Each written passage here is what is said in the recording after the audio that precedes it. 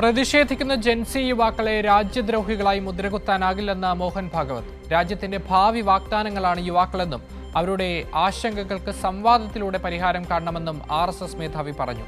NEET പരീക്ഷാ ചോദ്യപേപ്പർ ചോർച്ചയെ തുടർന്ന് രാജ്യവ്യാപകമായി നടന്ന വിദ്യാർത്ഥി പ്രതിഷേധങ്ങൾക്കും കേന്ദ്ര വിദ്യാഭ്യാസ മന്ത്രി ധർമ്മേന്ദ്ര പ്രധാൻ രാജിവെച്ച സംഭവത്തിന് പിന്നാലെയാണ് ഭാഗവത്തിന്റെ ഈ പ്രതികരണം.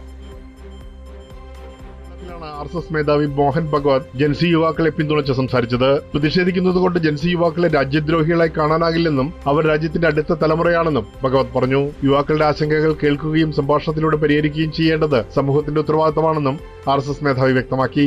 हम लोगों को भी ऐसा देखना चाहिए कि अगर जेनजी चिल्ला रही है तो विरोध के लिए नहीं चिल्ला रही, कुछ तकलीफ है इसलिए चिल्ला रही। बिल्कुल उसको ठीक करना चाहिए.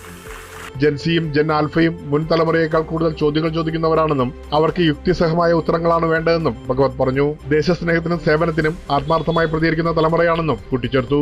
മെഡിക്കൽ പ്രവേശന പരീക്ഷാ ചോദ്യപേപ്പർ ചോർച്ചയെ തുടർന്ന് രാജ്യവ്യാപകമായി നടന്ന വിദ്യാർത്ഥി പ്രതിഷേധങ്ങൾക്കും കേന്ദ്ര വിദ്യാഭ്യാസ മന്ത്രി ധർമ്മേന്ദ്ര പ്രധാൻ രാജിവെച്ച സംഭവത്തിന് പിന്നാലെയാണ് ഭഗവത്തിന്റെ ഈ പ്രതികരണം. പ്രതിഷേധക്കാർക്കെതിരെ പെല്ലറ്റ് ഗൺ ഉപയോഗിച്ച ആരോപണത്തിൽ പൂർണ്ണ വിവരങ്ങൾ ലഭിച്ചതിന് ശേഷം മാത്രമാണ് പ്രതികരിക്കാനാകുകയെന്ന് മോഹൻ ഭഗവത് വ്യക്തമാക്കി.